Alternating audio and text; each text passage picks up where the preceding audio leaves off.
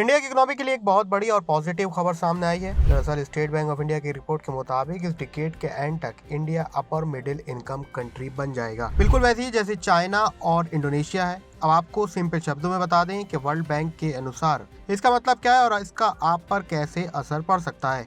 तो world bank दुनिया के देशों को 4 इनकम कैटेगरीज में बांटता है। सबसे पहले है low income, lower middle income, upper middle income और हाई इनकम। ये क्लासिफिकेशन पर कैपिटा इनकम यानी हर व्यक्ति की इनकम के हिसाब से होता है। अगर किसी देश की पर कैपिटा इनकम $4000 के आसपास पहुंच जाती है तो वो अपर मिडिल इनकम कंट्री माना जाता है। एसबीआई के मुताबिक इंडिया की 2030 तक पर कैपिटा इनकम $4000 तक पहुंच सकता है। मतलब है कि ऑफिशियली इस कैटेगरी में इंडिया एंटर कर जाएगी। इंडिया की पर कैपिटा इनकम की जर्नी को देखें तो ये काफी इंटरेस्टिंग रही है।